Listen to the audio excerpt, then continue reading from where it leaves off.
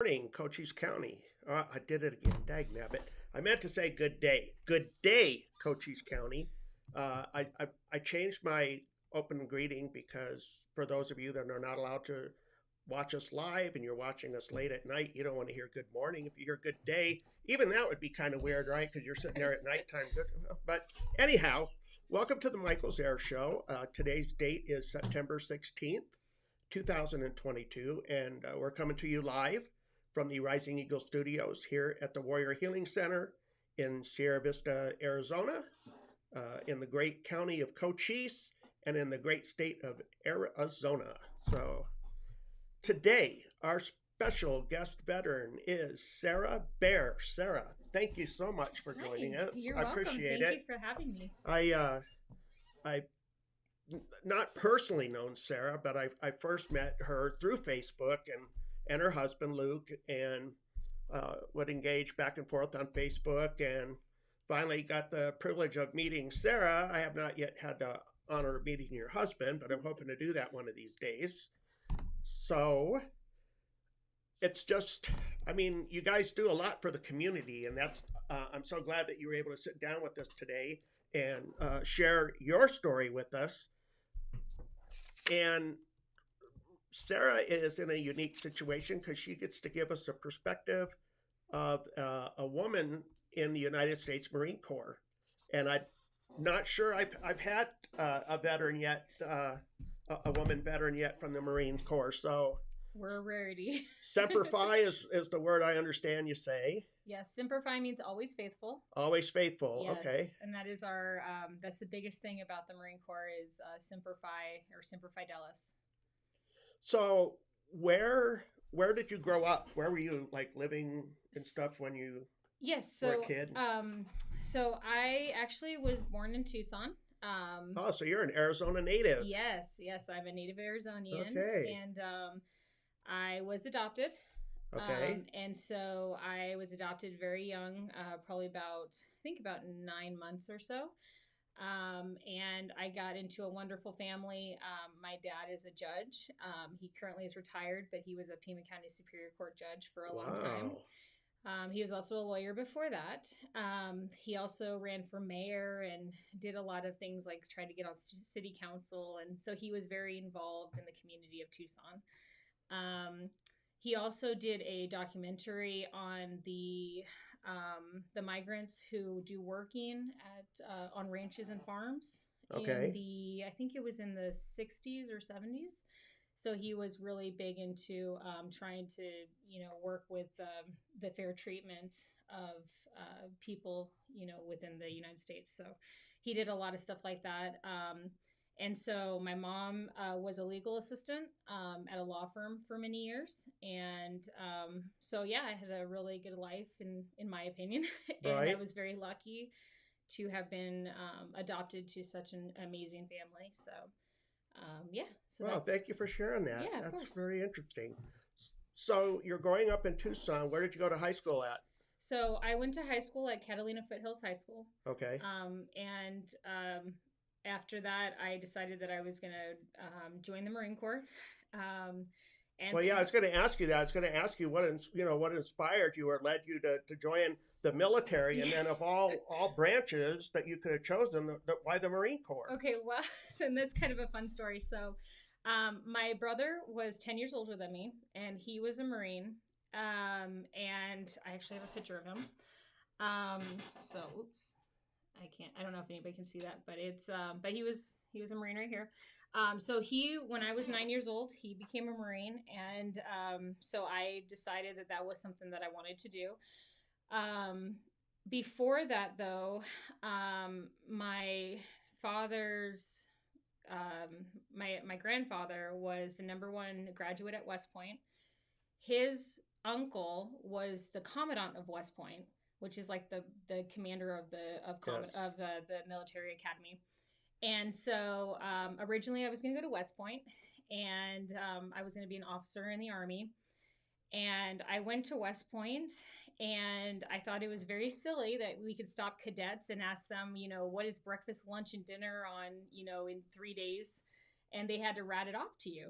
And I thought that was very silly.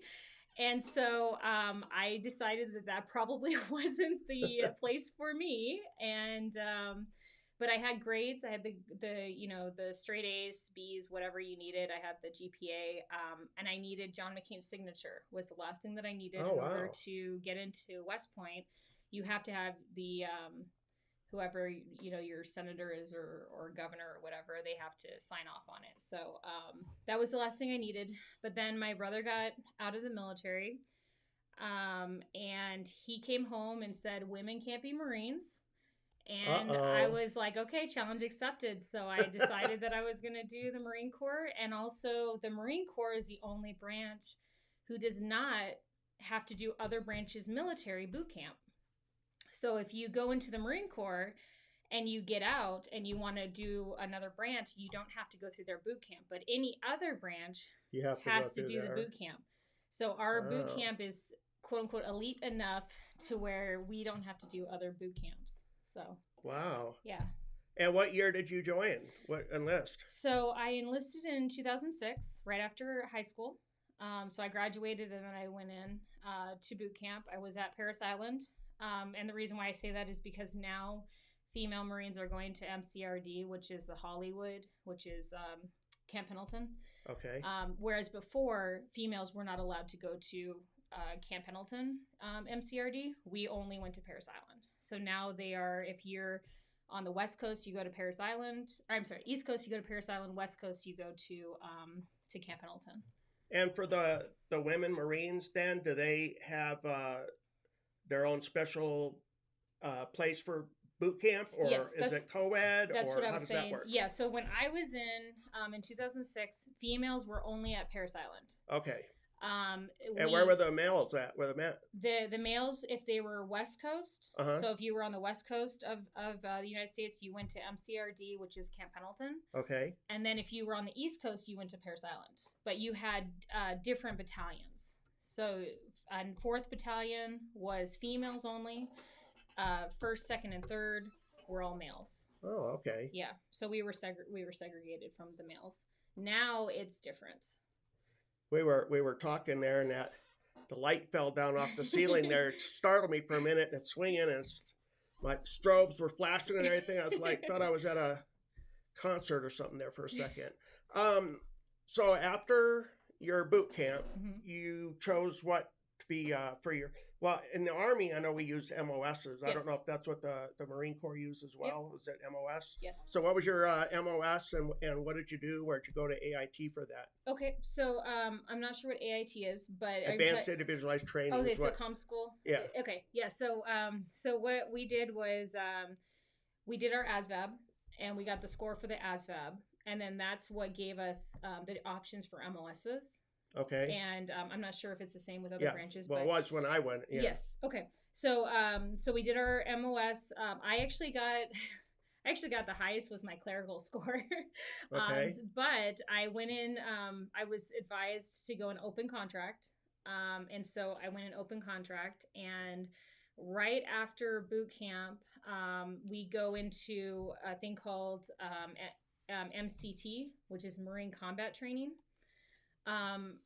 Marine combat training is where they actually put females and males together, and we learn how to basically do the actual combat experience of the Marine Corps. So the infantry unit does their infantry stuff, which is all males. We had a Marine combat training, which was males and females of anything other than infantry, if that makes sense. So any MOS that was not infantry, you went to MCT. So MCT, right after that, they give you your MOS as soon as you finish that. And so I walked up and they were like, oh, congratulations, you get the 10-second job.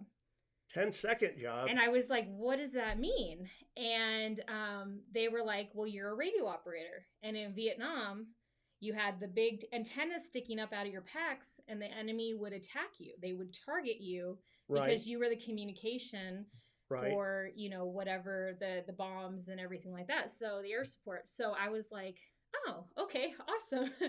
So I became a radio operator. I went to 29 Palms, which I would never go California, again. huh? Yes. 29 Palms was the worst place I've ever been to. It's worse than Yuma. It's worse than Phoenix. It is just nothing but desert.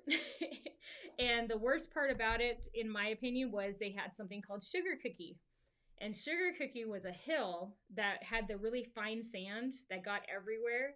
And we had to run that every single day, and it was horrible. So when you get home, or went home, when you get back to the barracks later that day or night, you got sand everywhere. Yes. So it was horrible. And you don't have footing, you're just slipping and sliding in the sand. But yeah, it was Sugar Cookie was the joke of what we called it. So, so I went to comm school, and then I went to the fleet. I was stationed in Camp Pendleton, which again is California, right outside of Oceanside, California. And so yeah, I got into 9th Comm Battalion, or 9th Communication Battalion. And so I was a POG, person other than grunt unit. Person other than grunt unit. Yeah. Okay. So the POG unit. I was always fascinated by Camp Pendleton because civilians, you can't, there's no access to the base or anything. But you'll be driving down the road, down by the beach or hanging out or whatever, and you'll see the Marines are actually out on the ocean, out on the water, and they're doing maneuvers and stuff out there. So yeah, we had quite a few beaches. I think Delmar was one of them that we frequented a lot. But there are beaches on Camp Pendleton. And I didn't realize how big Camp Pendleton was. I mean, we even had to stop shooting on the ranges because we had buffalo that would go past our targets. So it was pretty neat. So you didn't have anybody shoot at them, did you? No, it was illegal. Yeah, it was illegal to do that. Well, it was when we were illegal too, but sometimes that didn't stop people from being stupid, but you never know. So I have my boot camp photo. I don't know if anybody can see it, but oh yeah, boot camp photo. And so this was funny because I was actually talking to Michael before, and I don't know if you guys can see it very well. I'm so sorry. But we have these jackets on, and it looks really professional. But underneath this is our camis, and so it's kind of funny because we look all nice and clean cut and everything, but they literally just pop something on, and then it's just like it's a jacket with a little thing, and then you're done. So I mean, who when you're seeing the photos, you don't think about that. Exactly. Then you go in, they're like, okay, arms out, and they put your arms out, and they just put a jacket over you, a shirt over you. It's already like all combined, tie and everything. Snap the photo, take it off next. Yep. They had quite a good line. Yeah, so I thought it was funny that they were still doing that when Michael was in. So I just thought that was cool. So I brought that in. And you brought the hat too that you're going to share with us. Yes, I can show you the hat. Yeah. So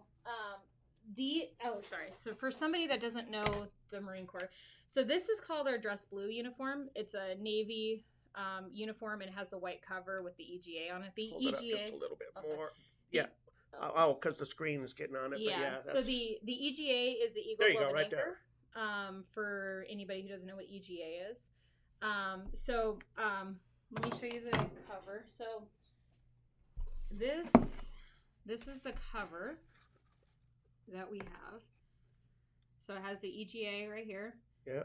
And then Michael was talking about the back. So the back is pointed because we have a bun usually here, so that keeps it on our head. The reason why this is really important is that females now wear the male covers, so they're flat instead of this rounded shape. So this is really special because I was the last Marine Corps of the women in my time to have these covers. Everyone else switched to the male covers. So, and I love the fact that you kept them, and I hope that you keep them for years to come, passed on. Because I tell you, I never kept any of my stuff, and looking back, I was like, oh, I wish I had. Yeah. So the fact that you have some of this stuff and that you're able to share it, it's just fascinating. The biggest thing with this, though, is that these seem to crack over time. The bills. So I've heard a lot of females. I don't know if it's because of how they store them, but but it feels kind of like a leathery. Like I don't know what is the material. I'm not sure, but it's a really nice soft feeling, and it's a very nice cover to have. Do you have to polish the bill? No. No. And then I have another one that I can show you. This one So when we get out of boot camp, we have our alphas. And our alphas, and I'm sorry, the EGA is missing right here, but there's a black EGA that goes right here. But this is our alpha cover. So this is the cover that we graduate boot camp with. It's a dark green color. And if you don't have your dress blues, this is what you go into for balls and formal events. But if you have your blues, that is the preferred uniform. So, but this is the alpha. So that's. I just love the fact that you got those all these years later. Yeah. And again, like I said, you'll be able to treasure them forever. So that's great that you have those. Mm-hmm. So after MCG, was it? MCT. MCT. Okay, yeah. After that. So where was your first duty station? You stayed at Camp Pendleton, yes. Did you say? Yeah. And you were there for how long? I was there, technically I was stationed there for 5 years. Okay. But I deployed, so for a year I was not there. Where did you deploy to? So I did 2 tours in Iraq. Okay. I was in Fallujah and I was in Al Assad. Al Assad is an army base. If anybody doesn't know what Al Assad is, Fallujah is a Marine Corps base. And so it was very night and day when it came to Fallujah and Al Assad. Fallujah was just sandbags, which are they're like chicken wire with sandbags inside of them, and just dirt everywhere. And then we had the big walls and everything. Whereas with Al Assad, we had a swimming pool, we had Burger King, we had McDonald's, so the Army base had a lot of things that the Marine Corps base did not have. So it was a very interesting experience my last 2 months being in Iraq, because the Army base had pretty much everything that we had not, the luxuries that we didn't have. So well, I seem to remember a lot of articles too about a lot of severe fighting in Fallujah. Yes, yeah, we got incoming and outgoing mortars fire pretty much daily. And wasn't it also at one time taken over by the Iraq, was it Iraqis or? Yes. No, I'm thinking maybe of when it was ISIS. Then I'm thinking. Well, when I was in 2008, we were closing down Fallujah, so we were the last unit to be in Fallujah. I'm assuming that they did take over the base after we left. And I mean, we left quite a bit of stuff there, to my knowledge. Just like Afghanistan too. So yes, and but we did actually take weapons and things like the major stuff, but we did leave like the cans, which are they were just big long rooms that we stayed in, things like that. But we had what are they called? I don't know if they were Kenyans or something. We had some. They were like our area guard that stayed at like the front gates and everything, and they would say "Jumbo" to us a lot, and wave to us, and so those were really cool experiences, because a lot of the Marines got to learn their language, and were able to communicate with them. But mostly we saw Iraqis, we saw other troops like from Australia, England, things like that. I think the one thing that really startled me, being a Marine, everything is about physical fitness. You have to be, if your buddy gets blown up or shot, you have to be able to go out there and grab them. And, even if you're alone. We had a Army, I believe she might have been Army Reserve, I'm guessing, but she had to have been 400 pounds. And she was in camis. And I did not know they made camis that big, but I was like, it would have taken probably 4 to 6 females to if she got hurt, to grab her. And I don't know where she went, but I do remember seeing her. And that was one thing that the Marine Corps harped on, was that, she could have gotten injured from, heat exposure, whatever, dehydration, a lot of things. And in the Marine Corps, if you were over your height and weight, you didn't get deployed. No. So you had to be physically fit enough to deploy. And so that was one thing that really made me wonder about the other branches when I was in. And I got in at 18, so my experience was really, the Marines are the best. We're better than all the rest of them. And it was a very prideful thing. But when we saw that kind of stuff in Iraq, especially, it was really surprising to me. And I was really worried about the health of some of the people that they were bringing in, because a lot of those people shouldn't have been there. So when you were in Iraq, were you also doing your radio? Yes. Yeah. Uh, what was a typical like day like for you for duty? So, typical day, unless we were going out in the wire. Okay. So typical day would be we would, set up our radios and our antennas, in order to communicate. Uh, we communicated to the trucks that had the radios inside of them. So for the convoys and stuff like that, to make sure that we had communication from the base to whoever's out in the wire. We also provided support for Army trucks. Like, we had Army who got stuck in minefields, and they Yep. called us, the Marines, to come get them out. So I thought that was pretty cool to help maneuver, not only the Marines but the Army out of dangerous situations. So we had constant communication between trucks, knowing what's going on, reporting to the general, things like that. So we were very an important part of Fallujah. And so a typical day really was, getting on and making sure everyone was safe and letting people know if they needed help, that we were there for them and that they weren't alone. So, Most every veteran that I've talked to that's put on the uniform, whether it's Air Force, Army, Marine, Navy, the fact that, yeah, I understand what you're saying about with the pride yeah, and stuff like that, but when shit hits the fan, we're all together. yep, you're Yep. all together. So Yep. you don't see, oh well, this person's Army, so I'm just going to let them get shot at, or that person's Marine, so I'm just going to let them lay. No, that's not. It That's was a cohesive, yeah, we were there for each other, and that was important.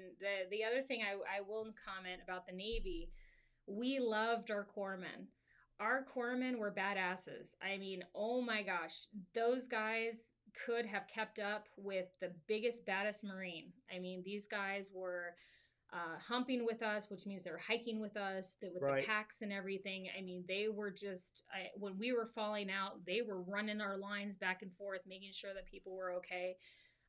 Really amazing people, these corpsmen. And we called them Greenside. So they were Greenside, technically Navy, but they wore our uniforms. Right.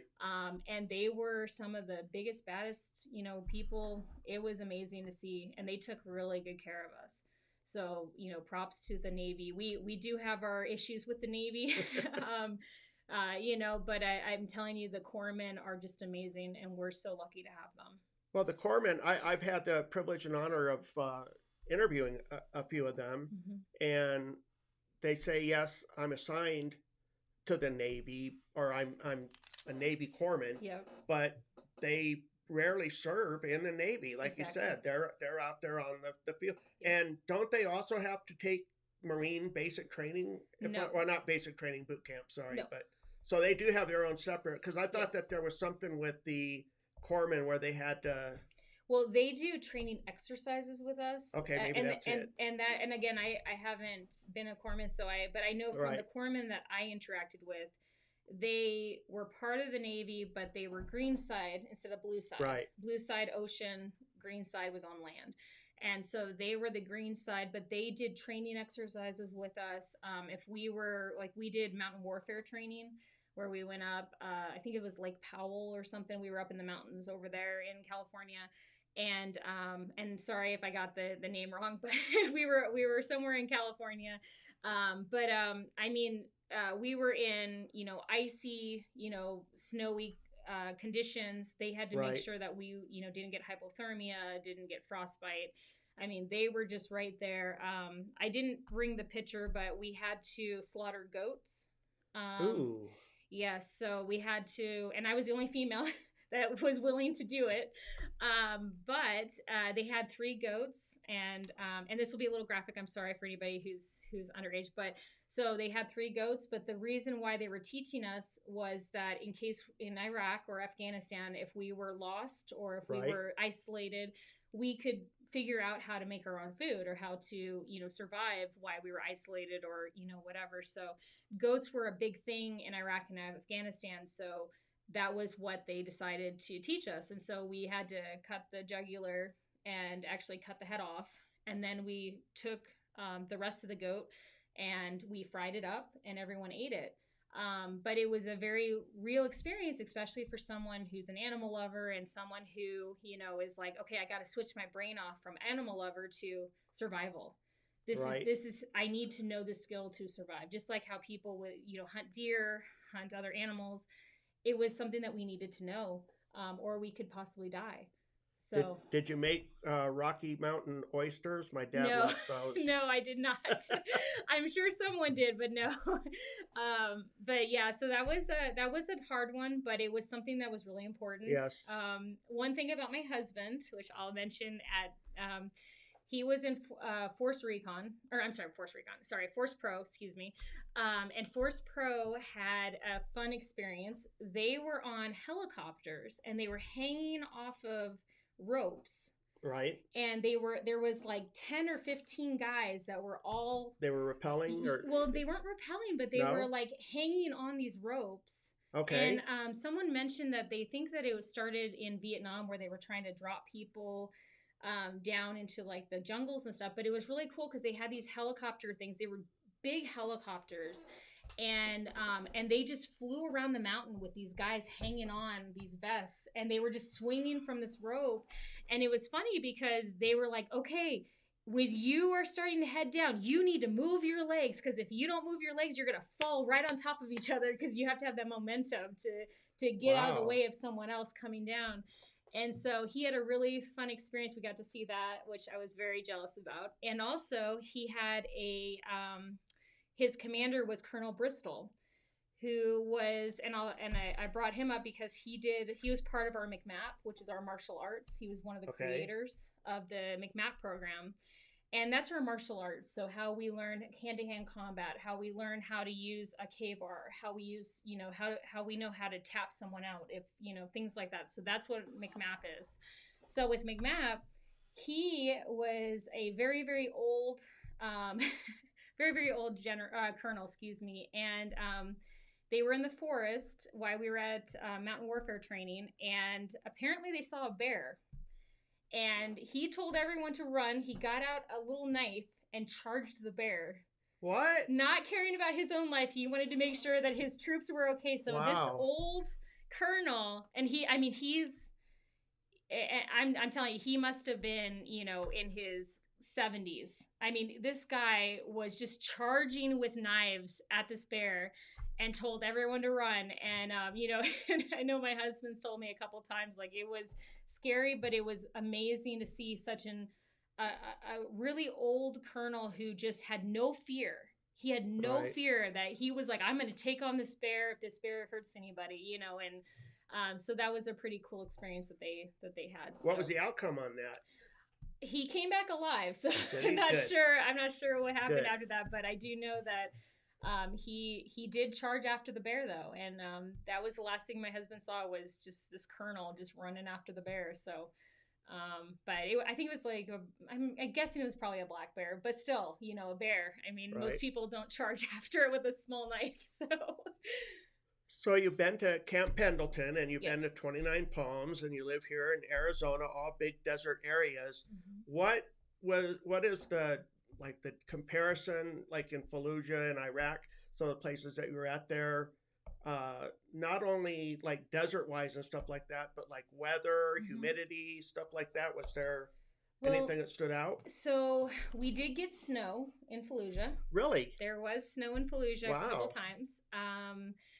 I was very surprised, but it was literally white. It stayed for quite a bit. So it was kind of like how we get here, where we get blankets of snow, but then it goes away pretty quickly. But that was really cool to see. We get a lot of sandstorms where you literally cannot see, a couple feet in front of you. We actually had a female Marine that went missing. And when she went missing, there was a gigantic sandstorm. And so we were all in our gear with our goggles on trying to find her. So that was a big thing. And so with things like that, it became dangerous because, not only were we on a big base that, we couldn't find somebody, or, whether it was this Marine or, anybody else, you had these sandstorms for hours. And so it's like, you kind of have to do a muscle memory on where you're going and how to get back.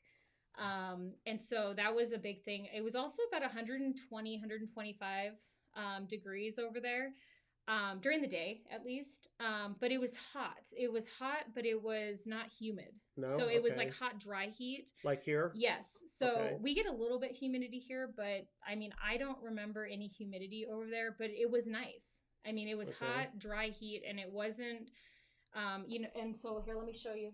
So these are what we wore. These are called frog suits.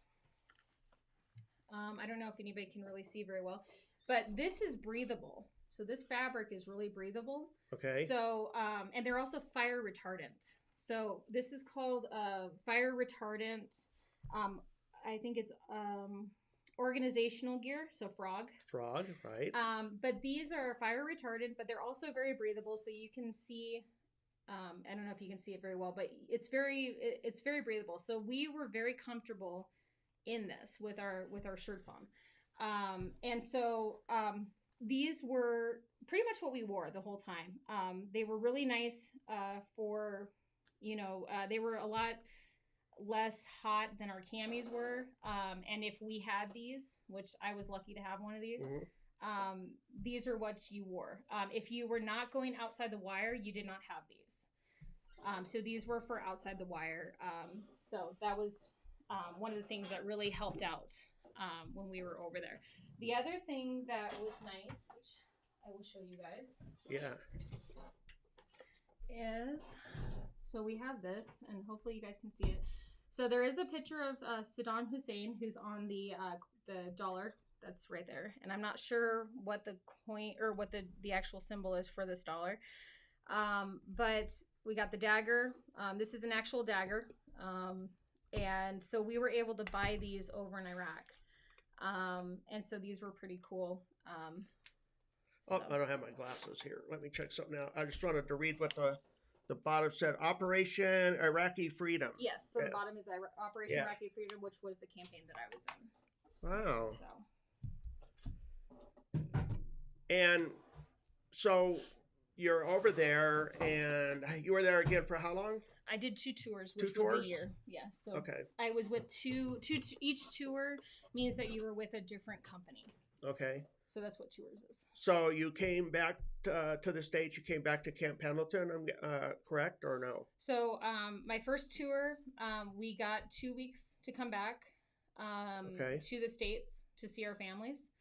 And that was a fun experience because we were on military aircrafts from Al-Assad, Fallujah, all those bases over to towards the United States, where we were starting to go into the United States. And then we were in a commercial airline. So we only had our camis on, so we smelled really bad. And so we were just trying to make sure we didn't smell too much while we were coming back, and we kind of sat together. So our stink was on one side of the airplane instead of all over. So, but it was really nice because when I got out of the airport, I did have people offering to buy me drinks. And I don't drink alcohol, but they offered to buy me something to drink while I was waiting. So it was really nice to come back and have people be really kind to you and be very, thank you for your service and all this. Whereas I know with the Vietnam era, they didn't get that kind of treatment. Like shit. Yeah. And so that was something that I really appreciated, was that the times are changing to a certain point to where, that was really nice that happened. And I went in 2008. So, well, I think with the recent, we just had 21st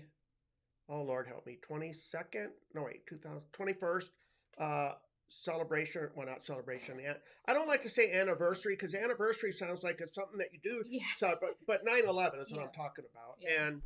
And I think that between how the Vietnam veterans were treated when they came home versus then 9/11 happened, this big, all over our country, just politicians were standing out there. It didn't matter what party they were all out there together, holding hands. And now we're so back to that separation. And no, I'm not going to get political, I promise. I'm just saying that I love the fact when our country can come together Yeah. like that for a common good. And I wish that we could keep it that way, Mhm. but unfortunately, it doesn't work out that way. Well, and I was 20 when I went over to Iraq, Very young, yes. and so it was one of those things that you had to grow up real quick.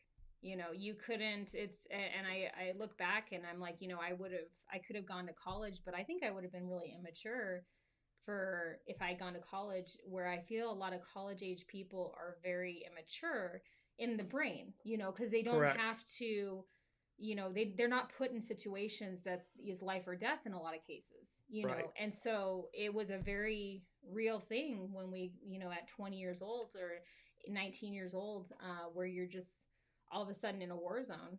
And so it was a very big wake up call for me, and really made me appreciate everything that other people before me, because I know there's a lot of people who had it way worse than I did. Yeah. I had the incoming and outgoing fire and stuff like that, but I didn't get injured in combat through bullets or anything like that.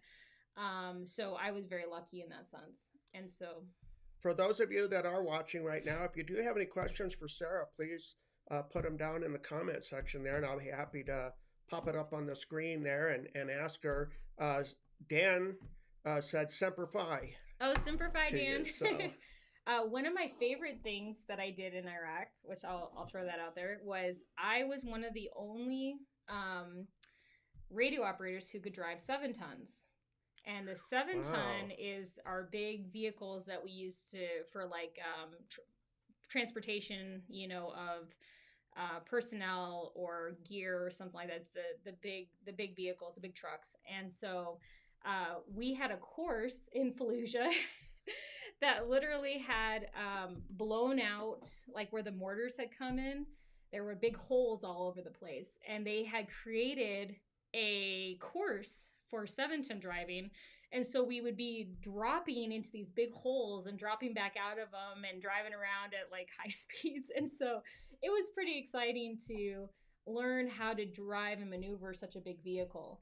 And that actually got me out of some training exercises that I was happy about, because I got to drive the vehicle instead of Yeah. walking in the heat. And also, we have a saying, he's up, he sees me, I'm down. And so you go up, they see me, and you drop down on the ground. And yeah, my knees were not very good. So I got to sit in the truck while all my other Marine personnel were going up and dropping down when they were saying the enemy sees you, and crawling all over the ground and everything. So it was kind of nice to get out of a couple of those. So, but yeah, it was a really fun experience in a lot of ways, but it was also a really enlightening. Well, it's great that women in the military have come so far. I mean, yes, things could still be better. Yeah. But I mean, I had interviewed last year some women from the Women Army Corps, and the three that I interviewed, different time eras. Yeah. And one was where if you got pregnant, you got out. Yeah.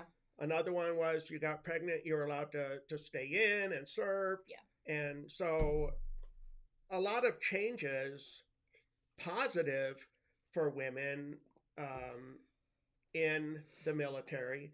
Then there was that big debate on combat zone and stuff like that. But in my opinion, it's like if you can do the job, why should it matter what your gender is? So well, and the biggest thing for me, at least, because I did get pregnant while I was in close to the end of my time, so I waited until after I had done my tours and everything. But when I was in before Iraq, so before 2008, everything was a slap on the wrist. So you got caught with drugs, you got caught with anything, drinking, getting into fights, it was a slap on the wrist because we needed the numbers. Mm-hmm. After we pulled out of Fallujah and after 2008, if anybody got in trouble in 2009, they were getting kicked out for any little thing. Okay. So the slapping on the wrist definitely was gone.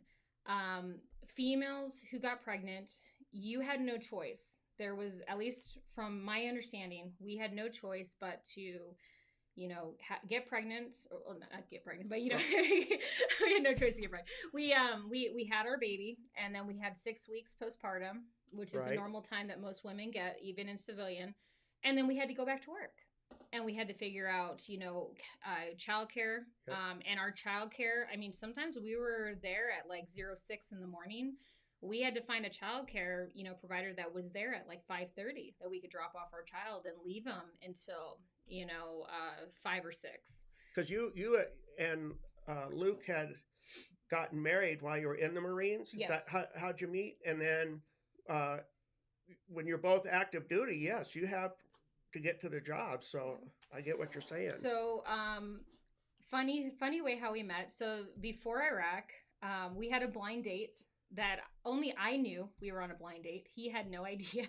So we kind of got set up on a blind date by one of our friends. Okay. But he had no idea.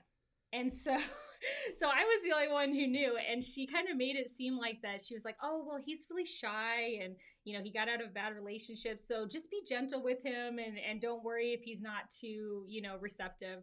So I was like, okay. So I was like doing like the movie theater hug, like with the arm, like stretching the arm, trying to be like all like, and he did not, it was like he didn't even know.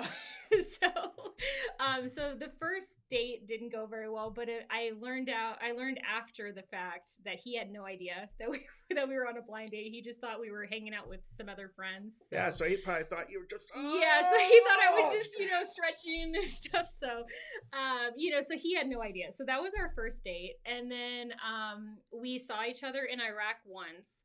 At a Toby Keith concert. Toby Keith came to Fallujah, and so we got to see Toby Keith. And so I saw him once, but it was funny because his friends would come over and be like, hey, he's thinking about you, or he says hi, or things like that. So every day I would never see him, but his friends would find me and say, hey, Bear says hi. Maybe the message. Yeah. And I'd be like, well, where is he? They're like, oh, he's sleeping or whatever. And so I was like, okay. So when we got back, we just kind of hit it off. And one of the reasons why I think and I always joke with him, is that he was playing a game called Call of Duty, which is like a military game. Yep. Well, he was playing, I think, the first one, and he was doing a campaign, which is like the storyline, so you're not online. And he was trying to snipe somebody through a window, and it was like a president or something, not of the United States, but of a different country or whatever it was. And he kept missing. And so if you missed, you would start over again. Correct. And so I had never really played Xbox or anything like that. So I was like, hey, can I try? First try, I sniped the guy. And so I think it impressed him. I always say that I think I impressed him. But also before Iraq, also we went to the Marine Corps Ball. So if anybody doesn't know, the Marine Corps Ball is the biggest event of the Marine Corps. And it's where we get to dress up and, have cake. And the youngest Marine, who usually was me, and still is me in the Marine Corps League. But we would go, and it would have the oldest Marine and the youngest Marine. And it was just a tradition where the youngest Marine would get a cake and give it to the oldest Marine, and you'd share it. And it was just the passing down of, generation to generation. It was a very big, respectful thing. Very traditional. Yes. Yeah. And so the Marine Corps decided that they would do it in Vegas. And, putting Marines in Vegas is not a good idea. Not a good idea, huh? So Vegas was one of those where you have a lot of Marines who are drunk and walking around town and drinking and gambling. And so I was in my dress blue, so I had a skirt on, and I had my pumps on, like the high heels. And I ended up getting lost in Las Vegas, and I had no idea where I was. And it was raining. And so I was very confused. And, I look at it back now, and I'm like, I could have got my phone out and GPS'd maybe, but I was freaking out. I was like, right. Oh my gosh, I don't know. You didn't go right. Yeah. So I was panicking, and I called everybody that I could. And the last number that I called was my now husband. And he somehow found me. He was like, well, where are you? I was like, I have no idea. He's like, okay, what are the landmarks? And I just told him like Caesar's Palace or something like that. Okay. So he just comes strolling up and found me and walked me right back. And Comes to your rescue. Yeah, so he did come to my rescue. He's your knight in shining armor. Exactly. So I was very, I appreciate that. So that was kind of the first time that I really appreciated, and really got to see who he was. And so that was kind of, I think, after I sniped the guy in Call of Duty, I think it just kind of solidified that we were, we should hang out. And I was riding motorcycles at the time. So I was You're a badass, I aren't was you? kind of having the adrenaline rush kind of thing going on, and so he kind of pulled me back and was like, "Hey, let's use a car because I'm not going to ride, what, on the back." Right. So the motorcycle term. So, I know what you're talking yeah. about. So, but he was like, "I'm not going to be doing that." So I was like, "Okay." So, but anyway, so we had we ended up getting married on one of our 96s.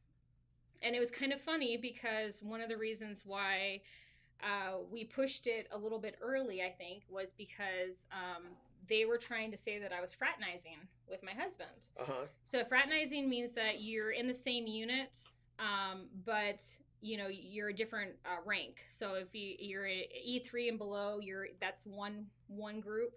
E4 to E5 is in a different group, and then E6 and above, besides officer, are a different group. Right. Well, my unit was trying to give me a lot of headache about me and him dating, but we weren't in the same unit. We were in the same battalion, but not the same company. Okay. So he had no authority over me, which is what fraternization is.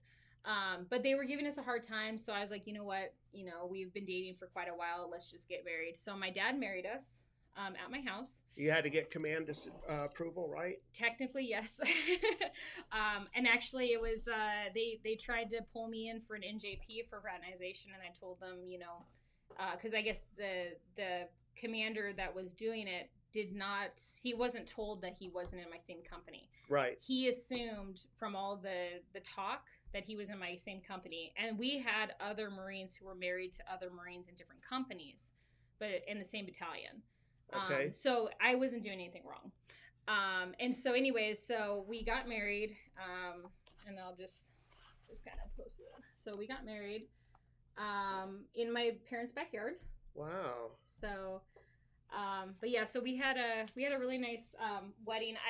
I decided, for me personally, I had always wanted the big white dress and everything, but end of the day, honestly, I'm glad I didn't.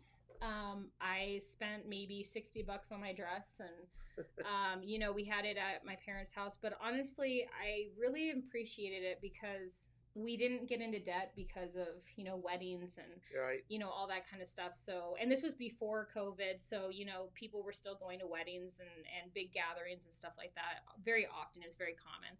But it was just one of those things we just didn't feel like it was needed. And we were able to buy a house, and we were able to buy cars and stuff like that, and have a nice honeymoon without worrying about debt. So that was really, really something that Smart I appreciate. move. Yes. Yeah. And I didn't think, oh, I'm going to spend $12,000 on a dress I'm going to wear once, So, but yes. So, yeah, he was definitely my rescuer a couple of times, and I really appreciated what he did. And then I think someone else had a question. Yeah, Warrior Healing. What was your favorite military thing to do, like jobs, tasks, responsibilities, and what was something you really had fun with? So my jobs and tasks were really with radios. So it wasn't. It was kind of like a daily thing. It wasn't something that we really enjoyed. It was just something we had to do. But I did enjoy things like McMap, or things like the different training opportunities that we had. We also could do like swim qual. Driving the obstacle course. Yes, driving the obstacle course. I worked on vehicles. Okay. I was never a mechanic, but I learned really quickly, with the Humvees, what you needed to do, how to PME them, things like that. So a lot of times I was an admin in a lot of ways, just doing trucks, finding parts, ordering Wow. stuff. So I had a lot of fun with that. But yeah, so that was something that we did too, was I was going to show you this. This was so we get these whenever we get any type of like awards or anything like that. So this one is my gray belt. I got up to green belt in McMap. But this is just to kind of show kind of what they look like. So they have these papers that you get, just kind of honoring whatever, whether you get promoted, whether you get good cookies, anything like that. They'll give you this red folder, and you'll get, your certification or whatever it is in there. So these were kind of nice. But McMap was a fun thing that I did. I actually had my, is it a second lieutenant? We call them butter bars. The second lieutenant, the second lieutenants, and we call them butter bars because they have a bar that looks like butter. Right? And so, but he accidentally gave me a black eye by elbowing me when we were in McMap because I was wrestling with him, and he said cookies. Yeah. So good cookie is a good accommodation medal, which is like you do something that's highly rewarded. So like. In Iraq, we got good cookies for if we, did really well on PMEs or anything like what our job was, basically. We did have a sergeant who was sergeant of the guard at the gym who got a good cookie for that, which I thought was kind of funny. But it's just something that just gives you recognition on what you've done throughout your time. So that's what a good cookie is. So I did get pregnant, and let me show you this. So this was my first Marine ball. I don't know if anybody can see it. But yeah, so my husband is a corporal in this picture. And this was, what was it, a month? Yeah, because it was in September. So it was a month after, because I couldn't fit in my camis or my dress blues or anything, because I had just had a baby. They let me wear a dress. So if you're a female who just had a baby, or your husband or spouse is actually in the same ball, like if it's the same battalion ball, you can wear dresses if you want to. Or they can wear, suit and tie. So as long as one of you is wearing the dress blues, you're covered. Yeah, you're covered. So that was kind of nice. And then this picture, I don't know if this picture was right after boot camp, and I like this picture because everyone who's been to the fleet knows this. It's the ugliest color bed sheets like that they give us, but they were just horrible. And right when you first get to the fleet, they have these bed sheets that are gross, and it's just it's so until you can buy new bed sheets, those were like the famous bed sheets that everyone got. And so I thought that was kind of fun. But anyway, so with the Marine Corps ball, we had to take the baby with us to the ball, and that was kind of fun, trying to co-parent at 20, I think we were 21, 22. And so it was a real learning experience, though, having dual military, because we both had to be able to drop off our child at a certain time. And we were lucky we got the base daycare. Other people weren't so lucky, and they had to leave early to pick up kids and stuff. But it was really hard in the Marine Corps because the Marine Corps was not family friendly. It was one of those things that it's like the man's world. So women were not really welcomed in the Marine Corps, at least during my time. But if we were able to hack it, we were welcome, if that makes sense. So we were there because we could hack it. If you couldn't hack it, you were not welcome there. And so when you had a baby, a lot of the guys did not know how to deal with you because they were not able to deal with pregnant females. First of all, they had to be very careful because they didn't want any liabilities, like if you lost the baby or something like that due to stress or anything like that.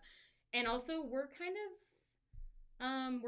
we get upset easily. We're very emotional while we're pregnant. So that was a big thing where guys, a lot of them didn't know how to deal with us. Did they put you on like special duty assignment after you reached so many months in your pregnancy, like behind a desk type for your health type, or no? You just did your job, right? We did our job until we got, I think it was 36 weeks. That's awesome. 36 weeks. And then unless you had, a chit or like a medical chit, right? Like a note from your doctor that said that, you're high risk pregnancy, you can't, but other than that, you had to work. You had See how the military has changed and evolved, and it's just, I was thinking back to when I served, I had olive drabs, and this was in 77, And looking back over the years, I just love looking at all the different military uniforms, not just for the Army, because the Army's had a lot of changes in their uniforms, but so has the Marines, so has the Air Force. I don't think the Navy has, because how do you change white? Well, the I'm Navy just actually kidding. had blue. Did you? Did they? I Yeah, didn't know that. the I Navy just when I was getting out, they were camouflaging with the ocean. really Yes, I thought that was okay. very dangerous. Yeah. But they had black, or it was black and dark blue and light blue and white digital camis. And I thought it was interesting. Everyone copied the Marine Corps Wow. digitals. If you look at the digicamis that we have on so these digitals right here, like this is what we call digital, is the little marks that we have. So the Army changed. So we used to have the ones that you guys had, like the ones that had the big wavy, Right. kind of like, I don't know what they're called, but they, you know, like when you see in the old movies how they have like the big waves and the normal camouflage stuff that you normally would see. Then we changed to the digitals, which are the like little squares everywhere. And actually, if you look in this, it has USMC in the digitals. Does it? Yeah, it does. Okay. Also, our boots. Our boots, we did not have to shine our boots. Wow. So we Lucky. actually got suede boots that were steel toed at first. And then we had people who were dropping heavy stuff on top of their boots. And then they decided, and then, people were, you know, getting their toes cut off with the Oh, heavy, because it was that steel piece was coming down. right. So then they changed it to other ones that we were allowed to wear. So they had two different ones while I was in the fleet that you could pick from. And I like the steel toes because we had really big boxes of radios that would fall on our feet. But we learned really quickly that some things in the military are just not a good idea.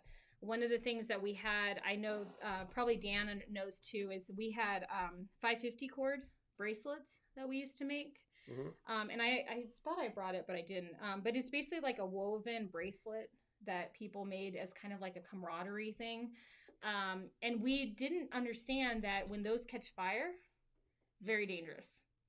And so we stopped being allowed to wear them in Iraq because people would get them caught coming off of like the transportation Right. trucks. And also if someone got burned, it literally would melt to their skin. So they actually told us that we weren't allowed to wear those anymore. So, you know, it's kind of trial and error with Marines. We just kind of do some stupid stuff sometimes, and lesson learned, you know. Yeah. So, but yeah, so I had one child while I was in, and I was I actually extended my military time to make sure that I was able to have him covered. And then I ended up getting out. My husband was data, so he was doing networking. So Okay. like was with cybersecurity, that kind of stuff. So he did like computers and things like that. So we both got out, and we stayed in California for a little bit, and that was hard because we really didn't get any training. We really were kind of just like, hey, here you go, you're out, and Well, how go many figure it years out. had you had in the Marines? 5. So 5, and yeah, and that's one of the big issues, and that it's nice that the Warrior Healing Center is able to address some of those Yeah. issues. But yeah, when you get out of the military, you're just not Prepared. you're not prepared No. for it at all. So. No. And it's one of those things, like I know the Army does TAPS. We technically have TAPS in the Marine Corps, but it's not as extensive as what the Army does, or the other branches. So at least when I was in, it sounds like that they're more involved before people get out. But TAPS was a really big thing that I think would have helped us. But you know, we were 23-ish, I think. And we really hadn't lived. We didn't know Right. how to get a job. We didn't know how to do resumes. We didn't know how to do anything besides. Plus, you have the responsibility of a child. Yeah. So. And I was pregnant. So that was the other thing. So I was having baby number 2. If anybody doesn't know, I have 6 children currently. And I'll show a picture. So this is our Christmas photo, but I have 3 boys and 3 girls. The baby's in Luke's arms right here, so that's where the other one is. But yeah, my children are my life, and I'm really grateful. But I don't think that I could have had as many children if I had stayed. Right. The Marine Corps was very much, not family friendly. They also had issues with people would get stationed elsewhere. So I knew a lady who she was stationed in Camp Pendleton, and her husband was in Okinawa, and he was there for a couple of years, and they didn't care that Wow. they were married. They didn't care that they had a kid. One of them had to deal with the kid, and the other one, didn't. And it was, no one wanted to allow them to either go to Okinawa or go to Camp Pendleton. So there's a lot of struggles when it comes to people who are dual military. You don't always get to be stationed with your spouse. Right.